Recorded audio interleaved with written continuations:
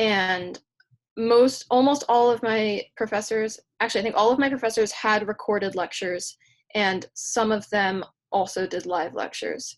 And so all the live lectures were through Zoom, and then the recorded ones were ones we found on Blackboard or through their website. So actually, Molly, I have a follow-up question too before I move on Yeah. to somebody else. You mentioned this idea of the community and working together, and that was an important part of your study process and learning process, was a community. Um, how did that change from when everybody was working together at campus to then moving to an online system? Uh, was there an attempt to maintain that community, or did it just disappear? Yeah, so I did my best to keep working with people who were in my classes. So I had a couple friends who were in my classes, and we would schedule Zoom sessions and we would study together and kind of do everything that we could to keep working together. But a lot of it was also just being around people who were doing work. So I spend most of my time studying in our physics library. And so everyone around me is also doing physics. Everyone around me is also like struggling through problems. And so I think that was the biggest difference, was even if they aren't necessarily in my class, there was more of like an atmosphere of like doing work and learning. And that was something that was really, I mean, was really hard to make up for, because it's hard to create that. Just having their pictures on your screen is very different. And so we did some like social things through SPS, where at least I was able to still be in touch with them. And I know everyone else was also struggling with this. But yeah, so I think like collaborating specifically on classwork was somewhat manageable through Zoom, but that was also something that I set up myself rather than was through the class. And one of my classes set up a Slack channel, but that wasn't used very frequently. But yeah, so the biggest thing I think was just the environment and being able to study with other people. So I guess go ahead. Oh, never mind. Sorry. It's okay. Well, I was going to ask David, as the other undergraduate who's used to being on a campus, a similar question, right? So that community of physics majors and people working together also disappeared for you. How was this a similar transition? Yeah, I would say that something I feel like was perhaps a shortcoming on my part, but of course, how could we have known, was not finding that community. It sort of never came together that we all found another time to meet up and do our work, and it wasn't good. It turned out that was something that we had really been relying on and didn't realize it. And definitely, I'd say, if I were to do another semester like this, finding a group like that and then regularly making sure there are times to work on physics together as a unit would be worth doing, because every time in class that the professor would put us together or give us a group project for a week, suddenly that would be a week where we could communicate with another person who was going through this and get something done. So I absolutely agree that from the bits of that I was part of, that's a strategy worth pursuing. So, for our high school members, you're not used to living and being on a campus with everybody else, but I am curious, were there any attempts by your teachers to either assign homework or tests or labs or any other engagement where they wanted you to work together in a group, kind of separate from being with the teacher or the instructor? So my school is actually a residential magnet school. So I had the opportunity to live on the campus. So we had a very communal aspect with my school. Prior to the whole Corona situation, we had labs every Thursday, and we would have like the lab report due the next week, and we would have to collaborate with our teams, and we'd have to go over the concepts, write the report, make sure we understand that. We would have like study sessions to prepare for the tests and everything. But then once we started doing class online, we had Zoom lectures, and like I mentioned, all we did was like go over material that was for the homework and go over material that was on the test, which was really just like a reiteration of the homework. So the community aspect was lost because there wasn't really anything like left to the imagination. He just went over the work, And then towards the end of the year, and when it came towards exams, we had to do like, we could either do a video about physics in everyday life, or we could write a paper about it. And that was the only time I felt like actively engaged in class. And I had the opportunity to write about like colloids and how you can find colloids in everyday life. And it was really interesting. But heretofore, I wasn't as engaged in class as I was if I were to actually be in person. Yeah, I agree with what Alicia said. Um, our teachers did assign problem sets that were designed to be like worked with amongst various people, and I think that was pretty much one of the best things that happened, because I mean, going on a call with your friend and just working through a problem set, it kind of gives you that like we're at lunch working together on our homework kind of feel. And it was really nice to just get people together. I think it was helpful for keeping us learning, and we learned a lot that way. Yeah, if it's difficult enough that people have to work together, it's like forced socialization, and I appreciated that.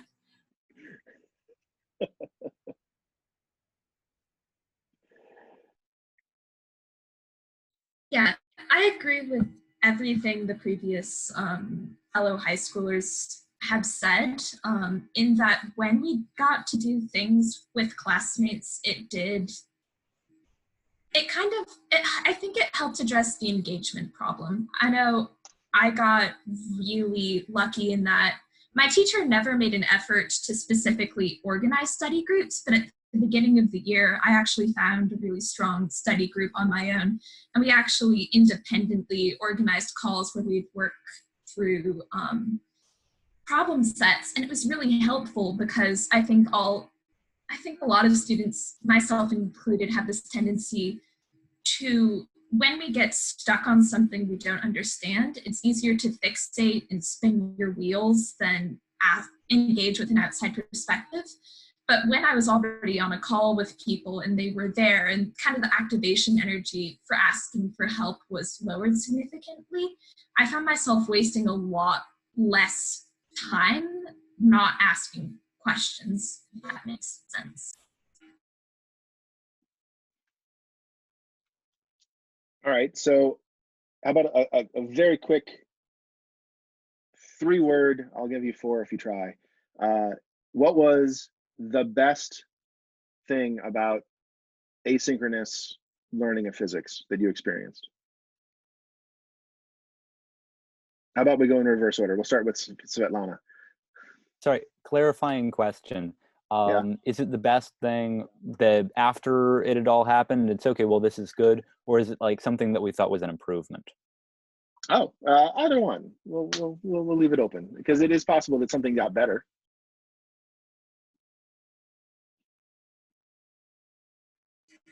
All right. If I was to condense it down to 3 words, deriving things myself. Essentially, when there wasn't a teacher there, I could really pause and take the time to actually figure out how the formulas worked and where they came from, as opposed to just following someone else do it. That, I think, was an improvement.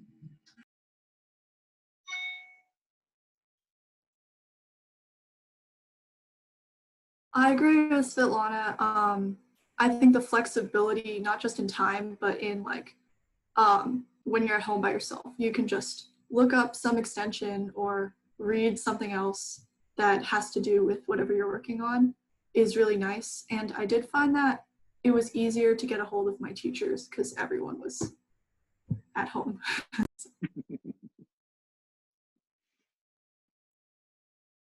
Yeah, the 3 words I'd use are frequent office hours. That when suddenly you could get your teacher at any time, you could get your professor and just say, hey, I need to work through something with you. That was always worth doing. Always, that was the best time to get work done and get anything clarified, because if it's harder to focus during class when it feels like you're a nobody behind a screen, suddenly when you're the only person in the room with them, you're a student again.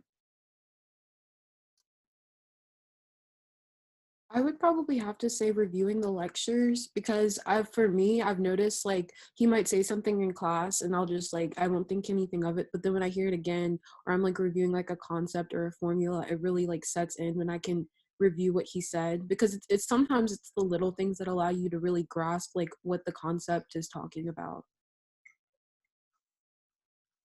Yeah, mine is very similar. Mine was going to be ability to pause lectures, because that's certainly not something you can do in class, but I found so helpful when looking at things, because instead of missing a topic and then just being lost for the rest of the lecture, I could actually pause it for a second, think about it, understand it, and then understand what was going on after that.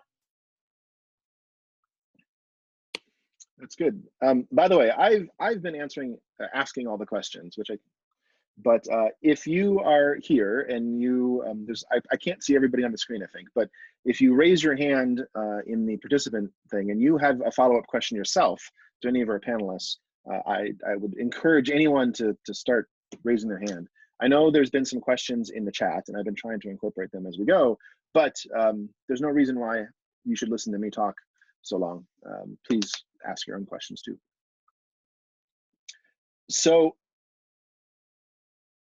there are at least 3 of you that had a very unique experience recently, which was taking an AP test online in the very hastily prepared AP testing system.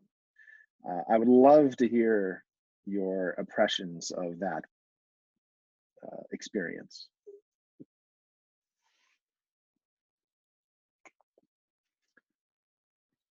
I didn't actually take the AP test, so I can't really speak on that. But I've heard from a few other people that, I mean, besides like all the technical difficulties, some felt really prepared, some felt like they weren't, like there was nothing that they could have done to prepare. It was kind of a mix.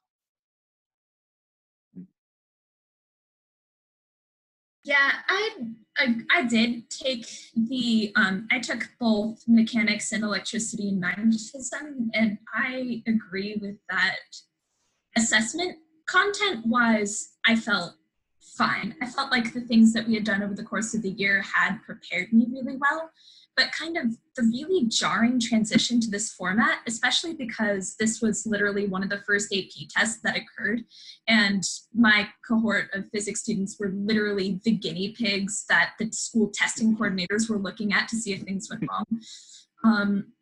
So the unfamiliarity of the format was extremely nerve-wracking, and I do feel like it messed with my ability to frankly function and do as well as I thought I could have. It was honestly overwhelming. And one of the inherent difficulties of a more math-based test is it's really convoluted to write out formulas and equations and then take a picture and email it to yourself and download it and upload it as an attachment. And that's a lot to do in 5 minutes. And honestly, just between all of that, I felt like if the questions had been unchanged, I would have done better in a traditional AP test setup.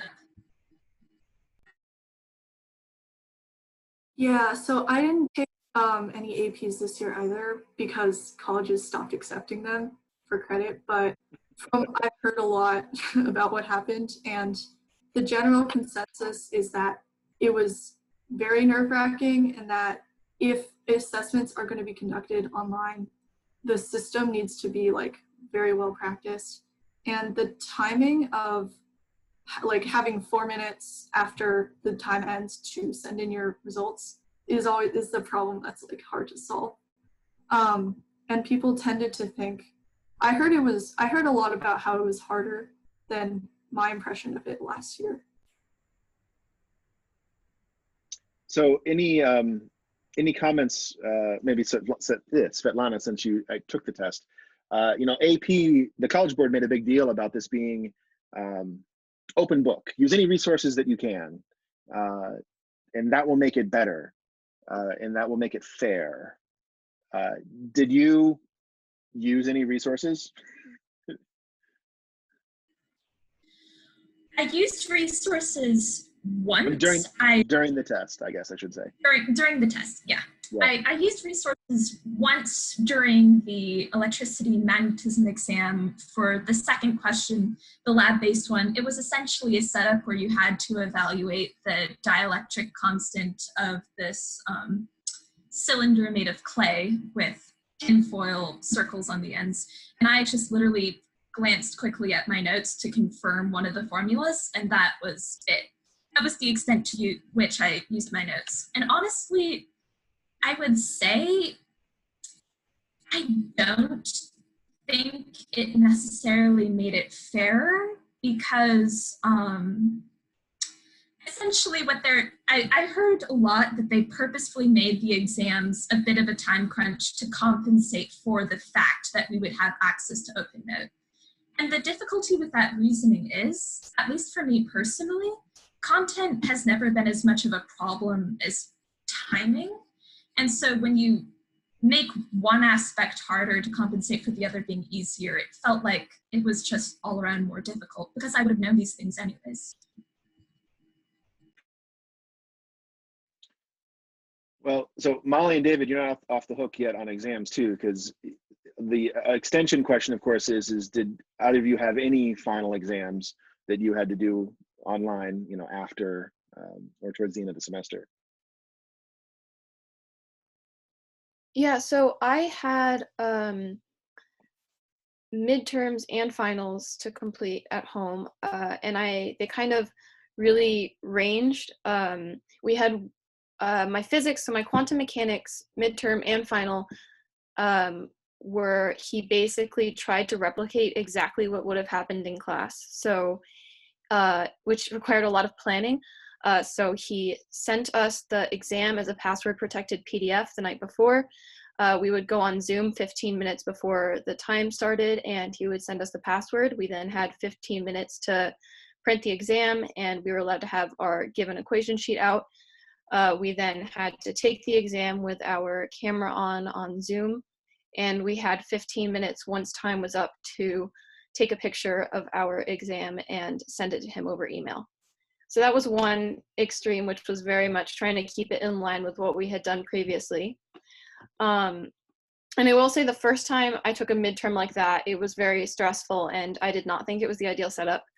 However, I also took exams that were trying to account for the fact that we were online. So I took one that was on Blackboard and it was entirely done through Blackboard. And so that required typing all of our answers, which was a struggle because it was a game theory exam and it's very symbolic. And so with that, it was a 3-hour final, and I think he intended it to be a little bit shorter than 3 hours, but it took me about 2 to 3 times the amount of time to type it as it would have to write it. And so I really struggled with time on that one simply because it was online. And then my last final was a 24-hour closed book exam, which also was very difficult because I think I really struggled with knowing that he was intending for it to be closed book, but that not everyone would treat it as such. And I I heard specifically from people who did not treat it as such. And so that makes it really difficult because I think I would have felt confident going into the exam in person. I wouldn't say I knew 100% of the material. I wasn't an expert on 100% of the material, but I felt pretty confident in it. But that's knowing that everyone else is in the same situation. So when I know that other people are willing to use outside resources, that then puts a lot of stress on me because I then felt, okay, well, I'm not going to do as well compared. And so my grade might not be as good. And so I think, I had 3 very different final exams. And going in, I would have thought the one that was most similar to what we did in class would have been the hardest, but it turns out that one felt the most comfortable because I wasn't worried about what other people were doing. Timing wasn't an issue. And so I don't think that would work for everything, but for me and the classes that I was in, that one ended up actually working the best. Thanks. You just brought up a topic that we're going to come back to in just a second, but let's give David a chance to answer too. Yeah, well, in my physics class, we just didn't have a final exam. We had the last homework was cumulative about the work we'd been doing over the course of the semester, but we just cut the exam out of the semester, just didn't have one. But for my calculus class, calculus 3, what we had was effectively a 24-hour open book exam where we had an online website, which not only did we have 24 hours to do it, but each question we could put in an answer and it would tell us whether or not that was wrong, and we had 3 tries even. And so the average of it was, of course, much higher than the previous test where everyone had been in person and you're putting in a single exam answer and whether or not that's correct. But what that ended up accounting for, essentially, as the professor argued, was that it meant that basically what in the past had been partial credit for getting close to an answer and having worked towards it well became that you can work towards it, not get it the first time, and possibly get it the second time. That felt very comfortable as close to something, but it also was easy in that sense. It wasn't nearly as demanding as an in-person test would be, since you could sort of try anything and then still have 2 more tries left to actually put the work towards it. So that was certainly a deviation that was sort of nice for a stressed out final student, but didn't actually feel like it was telling us what we learned. And I also had a device design class where the plan was that over the course of the semester, we would work in small groups and actually make and fabricate a device in the design lab. And so whereas in person, if the semester had gone how we'd all expected, our final would have been the presentation of a 3D printed, woodcut, circuit board printed device that was actually going to move around and do things. Our final exam was a big PowerPoint presentation where we showed off the Fusion files we'd made. And so that one certainly felt disappointing, is the word I'd use, as sort of the obvious result of it. But the secondary side of it was actually that we did end up doing a lot of the work for it. That work-wise felt the most like what I'd expected the class to culminate as, because it's no easier to design the 3D models for something whether or not it's getting printed. Sure, there's a little bit less trial and error involved, but being able to still go through all the steps and motions and work with the group on the different parts of creating something, it would be nice to actually create the thing, but being able to still have to go through all of those steps, as the professor made us do, felt rewarding in that sense. Thanks. I saw Catherine nodding her head about sharing Fusion files and things too. So I have oh, go ahead. I was just going to comment that that's what happened to our chemistry project. So Molly brought up an interesting point of a closed book exam and the stress of wondering what her peers are doing and if they're following the rules. So whether it is an online test or assessment, or even just broader, the whole experience, can I get our panelists to raise and vote? Do you think the broader experience of online physics education was fair to all of your classmates and yourself? Yes or no, with a hand.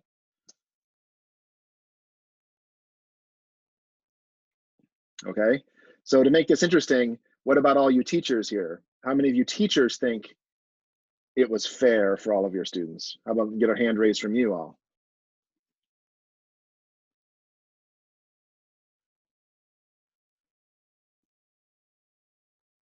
So no one thinks this was fair. So how can we make it fair?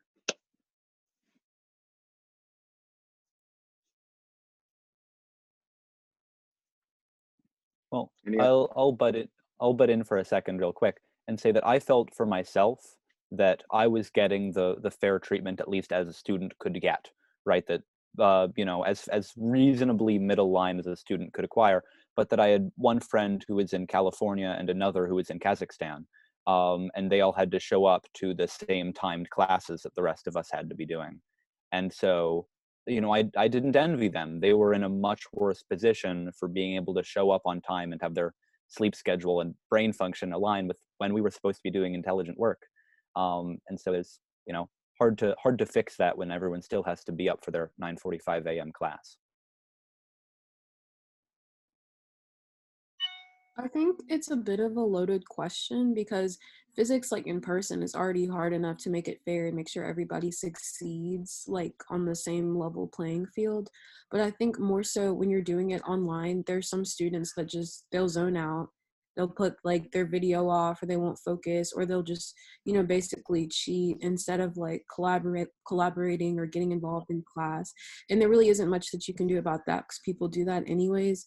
But in terms of making it more fair, like online, I think I don't really have any suggestions on how to better transition because it happened so abruptly this year, but I guess maybe making sure that more resources are available, or like changing things up so that the concepts aren't harder and it's easier to intuitively pick up the same information remotely.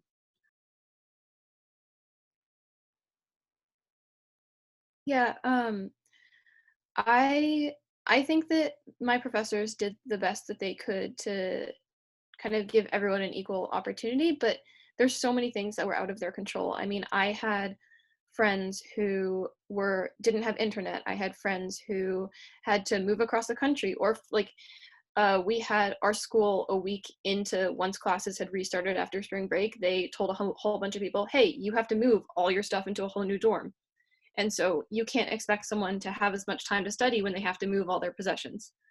Um, and like, I think that there's only so much that teachers and professors can do. And like, it, yeah, I agree that it is unfair to begin with. And it's been even further like emphasized by everything that's going on. And so just to even like, I don't think there can even be an expectation that there's any sort of baseline fairness. But so a lot of that had to do with our school more than classes themselves. And yeah.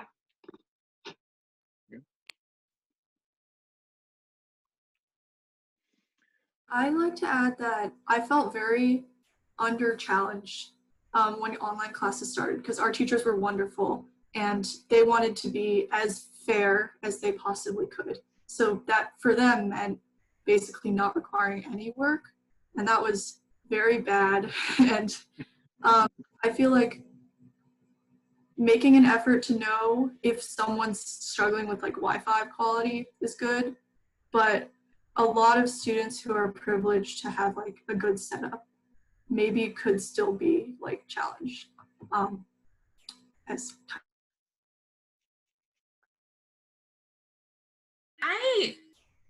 Yes, I agree with everything that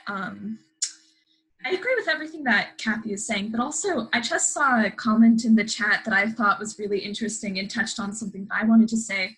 And that's, I actually think for me, overall, my experience is that in-person, essentially remote delivery for me personally was actually more fair than normal in-person lectures, because there's a comment about people who are neuroatypical.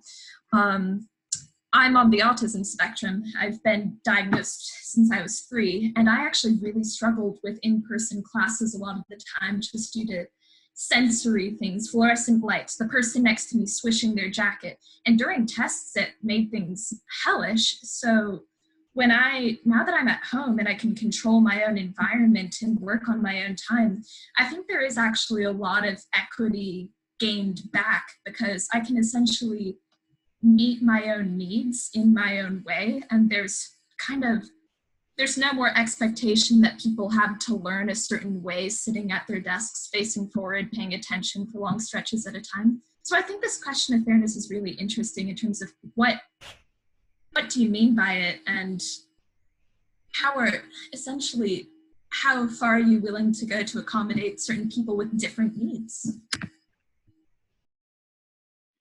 Yeah, I think it was a very loaded question, right? Because the basic assumption of it was fair to begin with is also probably not so true.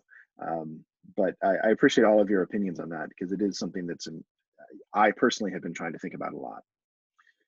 All right, so I can't let this experience expire without asking a question that has come up in the chat. It's come up in previous weeks,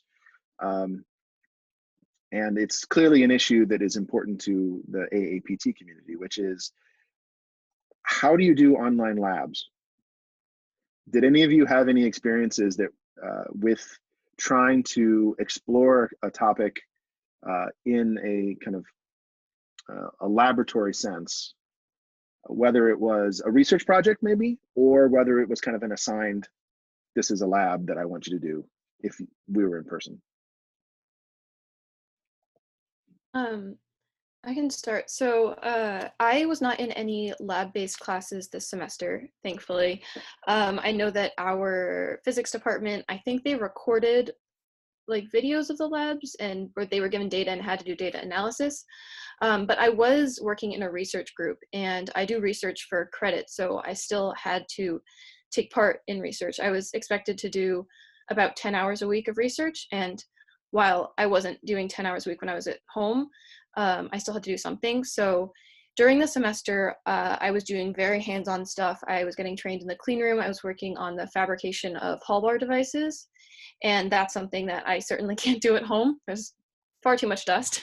And so the PI said that instead, to get credit, we were going to each read a paper that was related to the research we were doing. So I read a paper about charge noise in silicon-based devices, and then present to the group.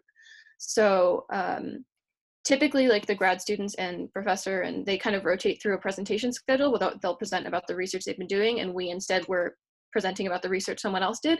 So this was very different than what I had been doing, but I actually found it to be a really beneficial experience, because when you're working 10 hours a week and doing research 10 hours a week and have all your other schoolwork, you don't really have the time to sit through and read a paper that you don't understand, to really understand what's going on. And so this gave me the opportunity to do that.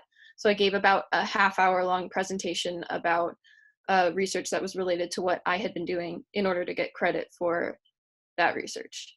And then I've also, this summer, I'm going to be doing PER research through an REU.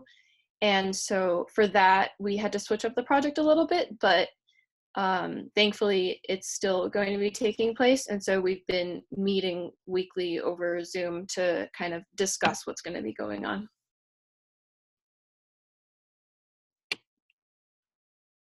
I didn't have any labs while I was at home learning through online, but prior to being at home, we had labs every week that related to like the different topics that we were talking about. A lot of them use like sensors, and then we'd have to collect the data through Excel and then like interpret it for whatever we were doing. Or we had to like set up I don't know, like cars and like measure like the distance, or it was stuff like that. I didn't have any lab sections this semester, again, thankfully. I was going to do a research program this summer, but they said, oh, we can't even do that online. There's no way. And they just canceled it. Yeah, it was a full cancellation. I will say that I'm in a couple group chats with incoming freshmen who are thinking of physics and other sciencey, STEMmy kind of things. And the idea of being online definitely is like giving people pause for taking lab intensive courses, at least in the fall. Because the idea is that you won't get like your time's worth. And it seems like people say that they're like they'd rather take like applied math or something that translates better to online, but the professors are being reassuring that they're trying. Yeah, that was one of my, you preempted me with one of my other questions, which was, all of you will be in college next year in various levels. As you pick your courses, are you going to possibly shy away from lab-based courses on purpose? Maybe just a hand raise. We'll keep things moving. Anyone?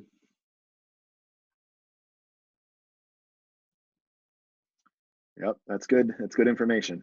All right, Svetlana, I want to make sure I get to ask you your opinion of labs, if you did any, or even your senior research, which I. Yeah, Well, I know my my AP Physics teachers, two of them working in a team, actually did make a really valiant effort to put together a virtual lab. So given that we're in the electricity and magnetism portion of the course, they essentially had this Java simulation of a capacitor with dielectric, and you got to manipulate the dielectric constant with some sliders, and you essentially had to make observations as how other quantities like energy and voltage changed as you did that. And I feel like it was a good exercise. It felt a little flat because we had already had our lecture on dielectrics and we had all the formulas in front of us. So there's just something really contrived feeling about clicking a slider and seeing another quantity change incrementally, and you already know why that is. It might have been more efficacious if they had given us the assignment first and then explained the conceptual framework. But I think in general, whenever you are trying to make something that used to be very physical, like working with a circuit, virtual, there's going to inevitably be the sense of what's the point? We know how this works. In terms of the perhaps benefit of doing the same thing hands-on, it feels a little less pointless. So you're saying that there was a kind of a reduction in the discovery factor. Yes, absolutely. That's a really good way of putting it. All right. Pause here if any other questions from the participants here, if you want to fill in. Like I said, I've been trying to read the questions that have come up in the chat to incorporate those, but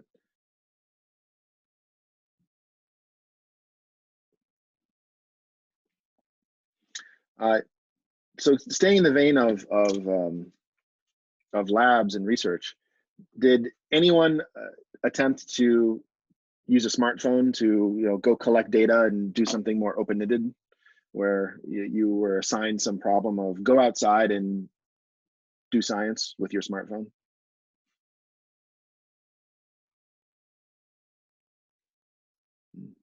Okay, interesting.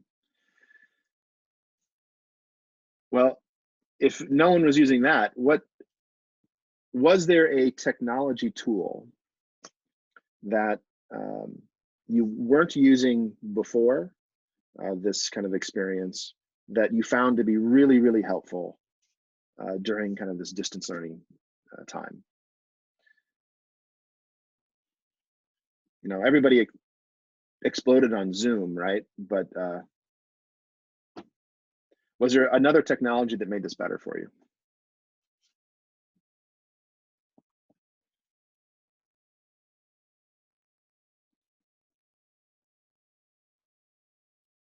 TikTok? No? I have trouble spelling TikTok. I don't even know what it is. I mean, I'll just say that the more my teachers tried to bring in new technology tools, the more like annoying and pointless it seemed, and the more people just got frustrated because it was like, I just need to learn how to use this equation, or I just need to learn this concept. So why are you trying to put in these hoops? Yeah, they want us to have fun, but it wasn't fun. Yeah, this is a little bit more general than specific technology, but there were definitely, I found a lot more, what's the word? Like people were putting information in a lot of different places. And I think that was in an attempt to make things more accessible. But like, for instance, I had professors where we would get information in emails, in Blackboard announcements, in recorded videos, in live videos, in office hours. And that's great for accessibility, but then it's really hard because no one has the time to do all of those things and you worry that you're missing out on information. So I think that that's like kind of something I would be wary of in the future, is kind of having a more, if you're integrating more technology and more platforms, to at least have one mainstream of information, because I really struggled with that with the new addition of technology, is knowing where to find the information that I needed.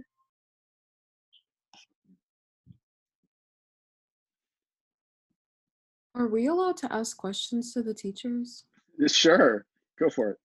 Okay, so this past summer, while I was at Carnegie Mellon, I had the opportunity to connect with one of the alums from my high school, and she was like way before me. She was like class of 2005. So now she was a professor. She majored in physics and got her PhD in physics, and she loves physics.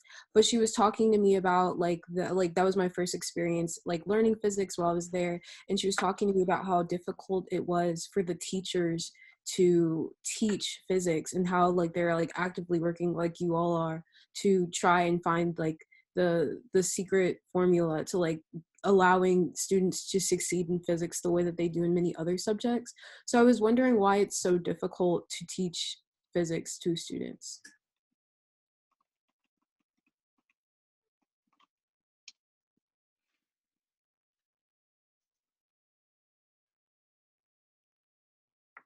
So Kathy, I think you're talking, but I think you're on mute.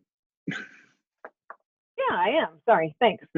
I think some of it is, it feels like it should be intuitive, and it's not always intuitive. And you think you've got it, and you think you understand it, and then we ask you these questions that are meant to get those confusing concepts out of you, and it's confusing.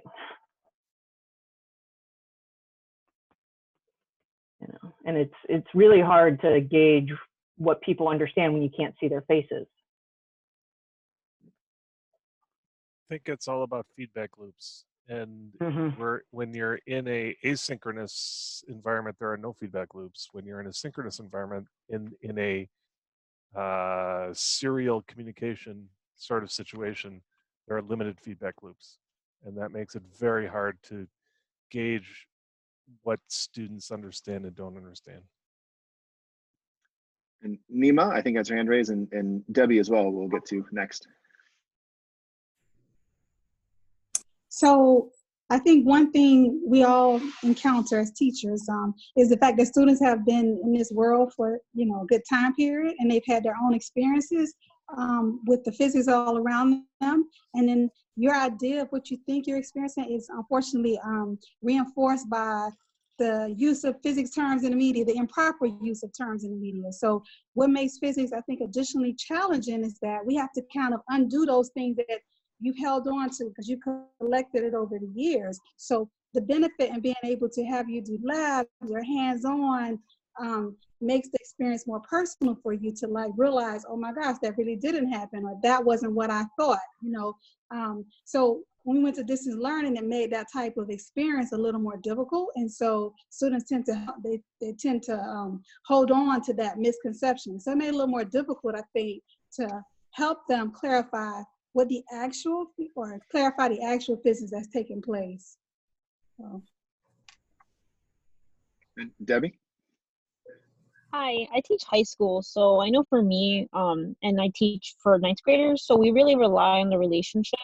And somebody was mentioning about feedback loops, and it's so hard in a remote environment to give that pat on the shoulder or that like nod or smile, like yeah, you're on the right track, or like or a way to say this is wrong because you type this is wrong and it sounds wrong.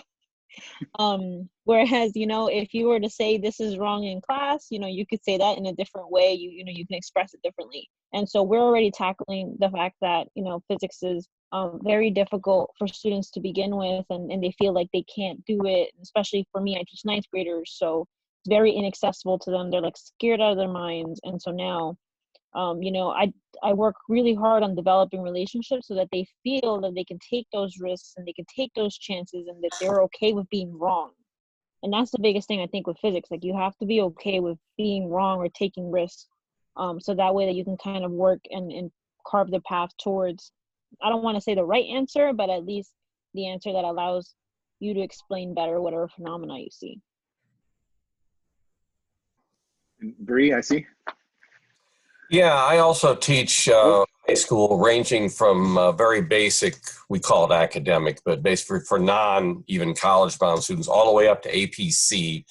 And certainly one thing we see in high schools, Alicia, that Debbie just addressed, many of the students have come up as a cohort, have known each other since kindergarten. So for the past 15 years, they're neighbors, they're friends, they're whatever.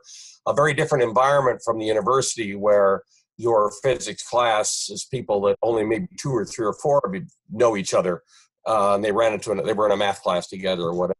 Very different thing. So in a college class, somebody's more willing to, if you will, take a social risk of asking a question that might be foolish, where you wouldn't do that with someone you've known ever since you were 4 years old. And it just, so you would think it would be the other way around, but it isn't. So the stuff about learning styles is really, really important as people like Debbie and I try to teach these younger people. You have to kind of intuit who, not, because they're not going to tell you generally in front of their friends and embarrass themselves. There's also a difference in the language. So some of them are very fluent in the different levels of mathematics. Others actually completely get, like the dyslexic kid, for example, might really get the 3D concept nailed, but can't put the equations together for the life of them. But boy, they really understand the principles. And that's just two extremes. And so you have all these different things going on in the classroom that are so hard to address remotely that when you're right there and you can actually see them and talk to them, and you literally learn to read the body language. Okay, he or she says she understood it. I can tell from the facial expression she didn't understand it. I'm not going to call her out on it in class, but I will catch her after and see if I can help. So that's the kind of thing. How in the devil do you do that remotely? We're going to have to figure it out, but I don't know. Not yet, anyway. So, Bree, you had a comment? I was going to say, one of the things I've said before is that physics has a terrible PR problem. And you talk about all the other sciences, everybody has an idea of what geology is, what chemistry is. They have a sense of it. They took a class in it. We already have a very small population that takes our course. And we have a smaller population that enjoyed taking the course. So we don't have a lot of background knowledge, as Naomi said earlier, that is correct. And yet alone, they may not have even had it. I took physics and I didn't know what the word physics meant before I enrolled, but I was supposed to take the class. So when it comes to misconceptions, we start off with them as if it's a foreign language. And that's one of the hardest parts. So we are going a little bit long, but I think there's one more important question that I really want to make sure we get to. And it's a hard question, and I'll ask you to try to be concise because we are going long. But all of us are looking to next school year already. And we're really wondering, if we start next school year off not in person, what is the best or most concise advice our students can give us for how we should run our classes?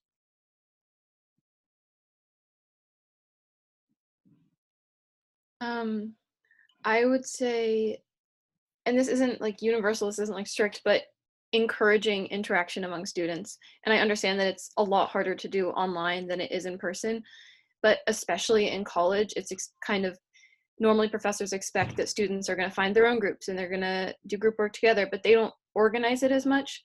And when we're online, we really need that to happen. So like in the research discussions I've been having, they've been kind of like putting us into breakout rooms together. And as awkward as that might be initially, it's helped so much in like getting to know each other, being comfortable with each other, working with each other.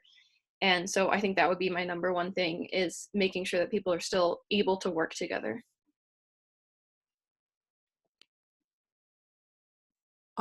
So I'm a high school senior right now. Well, I guess I've graduated, so I can't really speak on like the whole college experience, even though I've lived on campus and I've had to like work with people. But I will say, I think one of the benefits of, if we like an upside of starting fresh in the fall online would be, compared to what we were doing this last semester, I would hope that the students would come with a more positive, reassuring attitude. At this point, you know, everybody's ready to graduate, everybody's ready to go. They were already kind of timed out, and then we had all of this happen. So hopefully in the fall, if we were to remain online, that they would come with a more engaging attitude.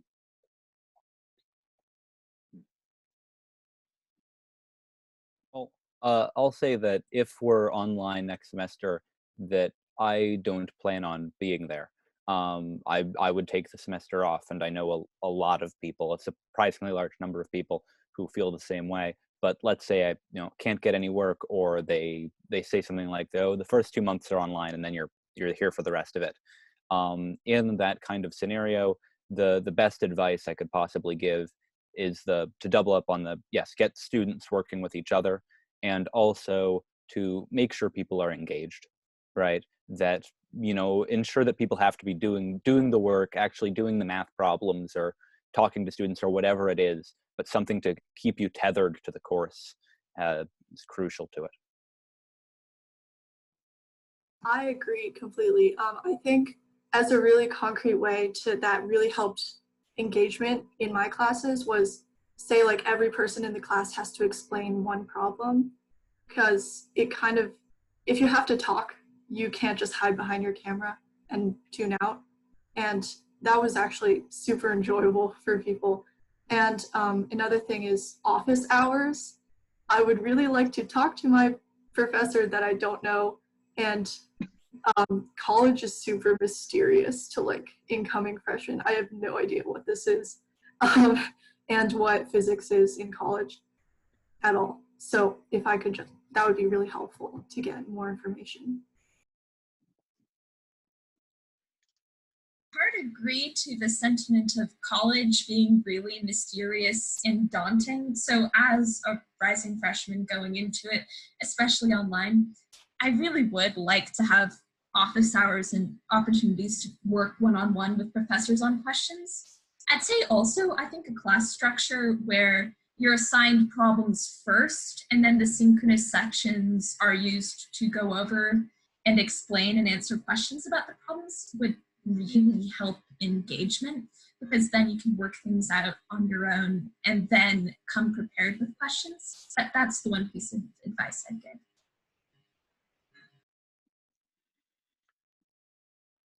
Well, thank you. We've reached the end of our time, and I really appreciate our panel. Please make sure you thank them in the chat.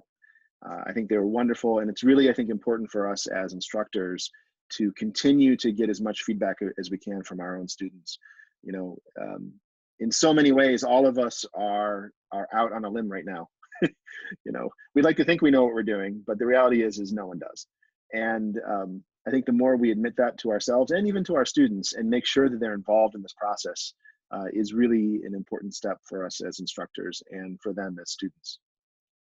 So thank you again for everyone. I appreciate all of you being here and continuing this really good tradition that we have of these coffee hours, and come back again next week. If I will slightly volunteer our students that if there's some question that you really want to ask a random college or high school student that you didn't get a chance to, if you email it to me, I'll pass it on to them, and maybe we'll get them to answer. But once again, thank you everybody, and see you next week.